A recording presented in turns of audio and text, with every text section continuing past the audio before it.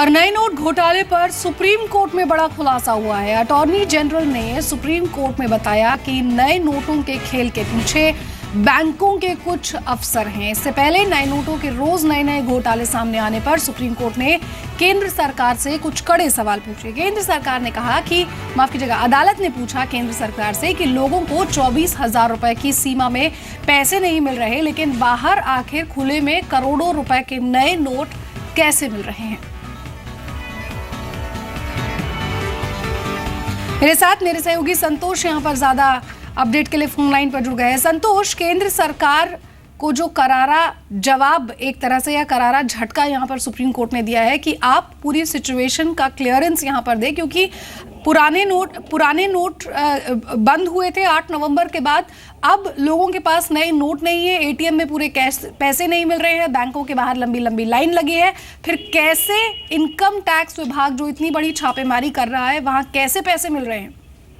देखिए, आज supreme court में जो सुनवाई डिमोनेटाइजेशन पे हो रही थी, उसमें एक ऑब्जर्वेशन था सुप्रीम कोर्ट का, जिसमें कोर्ट ने ये पूछा सरकार से कि आपने पिछली हियरिंग में ही कोर्ट ने ये सरकार से कहा था कि आप एक लिमिट तय करें जिस लिमिट पर लोगों को असुविधा ना हो और उतनी रकम उन्हें मिल जाए। जैसे कि सरकार ने जो लिमिट तय की थी 24,000 रुपए की, वो 24,000 नहीं अगर है तो उसको कम भी करना चाहो तो एक लिमिट तय करो ताकि लोग चेक लेके जाएं तो उन्हें पैसे मिल जाएं उसमें।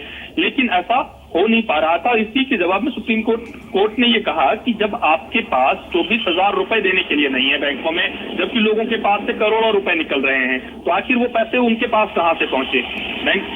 तो ये एक ऑब्जर्वेशन था। लेकिन आखिर में कोर्ट में जब डिमोनेटाइजेशन पे आज सुनवाई पूरी हुई तो ये हुआ कि डिस्ट्रिक्ट कोऑपरेटिव बैंक में जो महाराष्ट्र में लगभग 5,000 करोड़ रुपए पड़े हुए हैं, वो पुराने नोट को जमा करने से सरकार ने मना कर दिया था डिस्ट्रिक्ट कोऑपरेटिव बैंक को।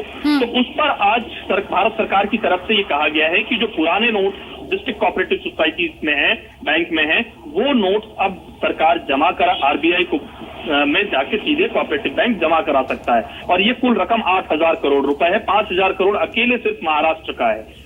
तो और पूरे मामले पर आज सुप्रीम कोर्ट ने ये भी कहा है कि एग्जामिन कर रहा है, एग्जामिन करने के बाद ऑर्डर को रिजर्व कर लिया है। जी, बहुत बहुत शुक्रिया संतोष इस तमाम अपडेट को हम तक पहुंचाने के लिए। और आज रात से पुराने 500 रुपए के नोटों का चलन पूरी तरह से बंद हो जाएगा। 8 नवंबर को नोटबंदी की घोषणा के बाद कुछ दिनों के लिए पुराने नोटों से यूटिलिटी बिल भरने की हिदायत जरूर दी गई थी, लेकिन आज रात 12 बजे से रियायत पूरी तरह खत्म हो रही है। अब 500, 1,000 के पुराने नोटों को सिर्फ बैंकों में जमा किया जा सकेगा।